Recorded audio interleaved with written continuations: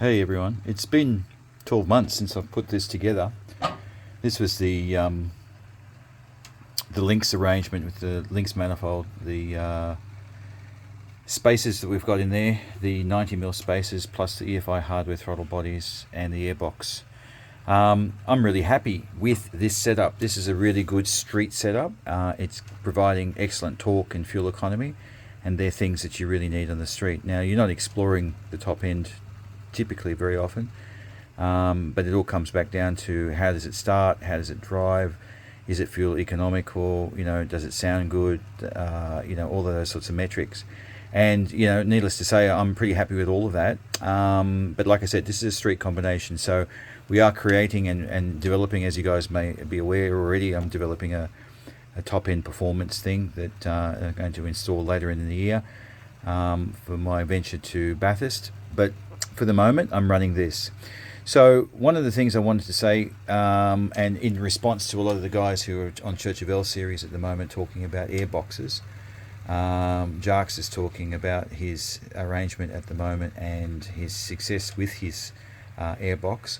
I've watched what he's been doing, and of course I've stepped through those steps myself at an earlier stage and looked at ways in which I can optimize everything, and I've come up with this setup where I've got an airbox that has air fed from a tube that runs to a cold air source which is underneath the car, and the difference here is, of course, not only am I picking up cool air, because under here it gets pretty hot, and you can see I've got some thermal insulation wrap on the headers, and I've got a heat shield underneath the throttles and stuff, so I've made some effort to try and minimize heat soak, and also by virtue of the fact that we've got phenolic spaces and we've got the extensions, the manifold extensions, which move the whole fueling system away from the hot or the heat of the cylinder head.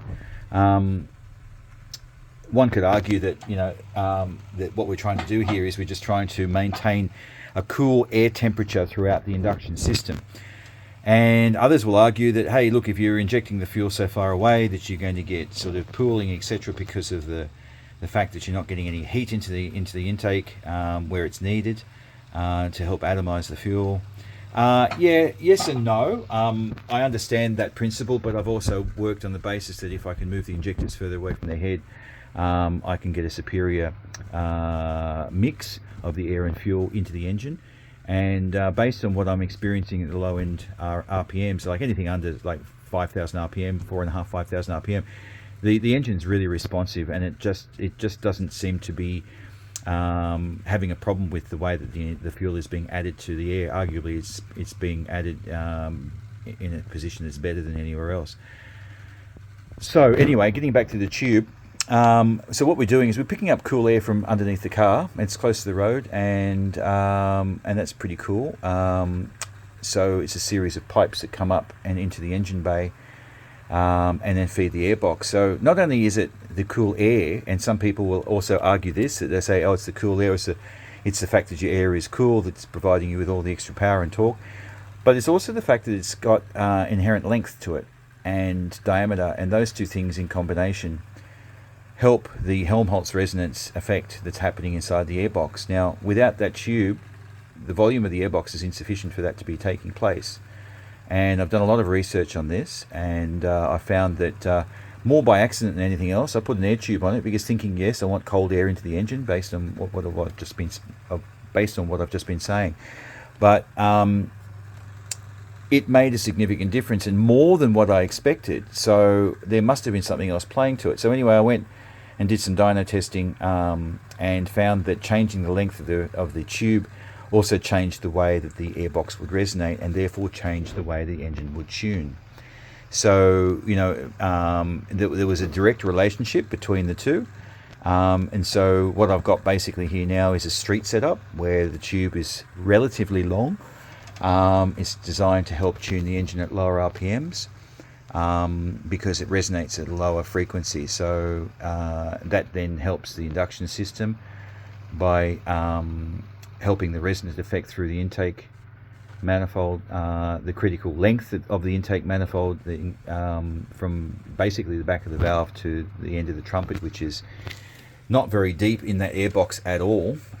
It would be extending no further than probably where the clips are here is the air intake, and the rest of it's just volume. So I've got a lot of volume outside of the air, outside of the trumpet. And look, it seems to work really well. So this is after 12 months. I've been driving around. I can get on the highway, I'm getting sort of down around 9 litres per 100 k's, which I'm very happy with. And this is a 1420 kilo car, so it's pretty heavy.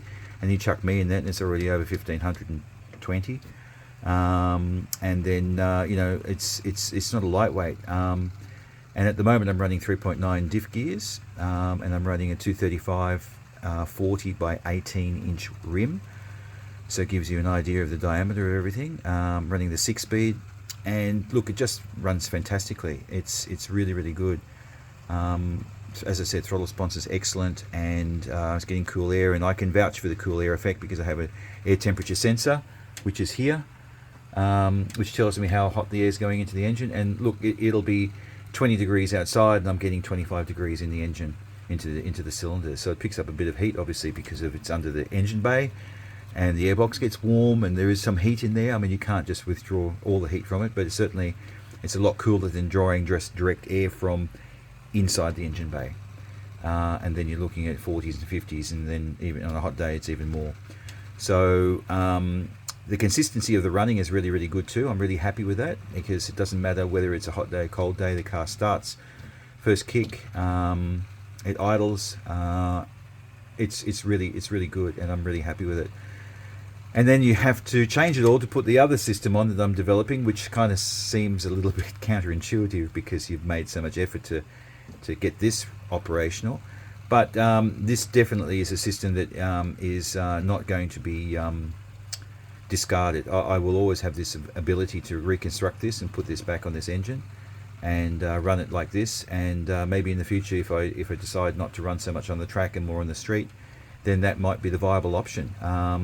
But I have some things I want to do on the track still, and I'm still keen to go to the track. So this will provide power at the top end. I mean, I'm not discounting this. This is still a reasonably powerful setup, but it's not optimized for that, and it only makes roughly 170 at the wheels, so it's not the most powerful incarnation. And the other one will hopefully be 185 to 190 kilowatts. So it's a lot of expense for a couple of kilowatts. I mean, some people would say that you should be turbocharging and you get better bang for buck, but I've always loved the purity of normally aspirated engines, so that's why I'm running this setup, and will continue to run this setup. So anyway, I hope that gives a bit of insight as to what we're doing and how I've achieved what I've achieved based on my understanding of airflow and harmonics and resonance and all that sort of stuff. And like I said, I've done a bit of a deep dive into it and had a little look, and there's people like Jake Bain on YouTube who's just absolutely fantastic about his understanding of it, and he's forgotten more than I've ever known. So I don't dare compare myself to anyone like that, but it was interesting. We both started to investigate that. I started discovering his videos right at the very time when I was discovering the benefits of airboxes and intake tubes, this thing, and all that sort of stuff. And then he was just there to confirm that what I was doing I was heading in the right direction. So where he calls things a plenum, I call them an airbox, because essentially an airbox and a plenum has the same responsibility in airflow. So don't discount the airbox, because they'll say, oh, individual runner manifolds or intakes are individual runner intakes don't have an airbox or don't have a plenum. But put an airbox on it and start tuning it up and getting the right lengths and the right diameters and all that sort of carry on, and you can really see some benefits. But you won't get them until you try them. All right. Well, thank you very much. Oh, and just one last thing. I just sort of thought I'd mention, people have probably noticed this hose here going into the induction system. This comes from this hose, which goes into my air fuel separator. And then there's another hose that sneaks underneath this here and comes up and goes to a T-piece. Now the T-piece, some of it goes into here and the rest of it goes to the back of the vehicle and exits out the back of the car. So we've got two scenarios here. We've got one where we're just cruising around gently and there's not very much blow-by, and then most of it will get sucked into the intake and get blown into the intake airbox and get sucked back into the engine. And the other bit is if it gets overcome by excessive blow by, the rest of it can just go out the back of the car next to the exhaust tailpipe and get blown out the back of the car. So what that means is you're never smelling exhaust gases, because remember, blow-by is primarily exhaust. It's combustion mixture, combustion gases that have escaped past the rings and gone into the crankcase, and then mixed with oil and other things, so you've got all sorts of contaminants in there. And it stinks. So when I open my engine bay, no, I don't smell a thing. It's beautiful. And I could run it like this for the rest of existence and still have a nice engine bay that doesn't stink of exhaust or oil, because it's all contained. It's all evacuated either back into the engine for recirculation, separated by my air, the oil and air separator, and all blown out the back of the car, as the rest of the exhaust gets normally blown out the back as well. So anyway, I'm going to sign off now. I think I've described what I need to describe enough, and hopefully you guys will understand where I'm going, and all the best. Take care. Until next time. Ciao.